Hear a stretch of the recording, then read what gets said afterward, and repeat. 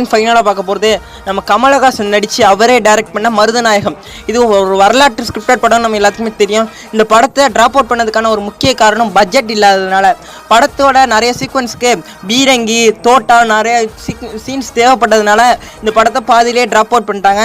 ஆனால் நம்ம கமலஹாசனுக்கு ஒரு பெரிய கனவாக இந்த படம் இருக்குது. பொன்னியின் செல்வனுக்கு முன்னாடியே வர வேண்டிய ஒரு வரலாற்று முக்கியமான படம். மருதநாயகம்னு ஒரு கேரக்டர் வரலாற்றை வாழ்ந்திருக்கு, அவர் இப்படியெல்லாம் ஆண்டிருக்காரு அப்படின்னு சொல்லி நம்ம கமலஹாசனே நிறைய இன்டர்வியூவில் கொடுத்துருக்காரு.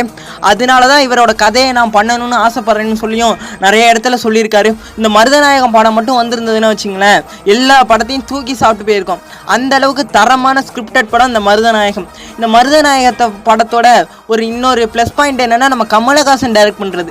கமலஹாசன் சார் எத்தனையோ அவார்டு வாங்கியிருக்காரு. அவர் சாதாரண படத்தையே செமையாக ஒர்க் பண்ணுவார். இந்த மருதநாயகம் கதையெல்லாம் கிடச்சிதுன்னு வச்சுங்களேன், அது ஒரு பொக்கிஷமாக, பொன்னியின் செல்வன் படத்துக்கு அப்புறம் ஒரு பொக்கிஷமாக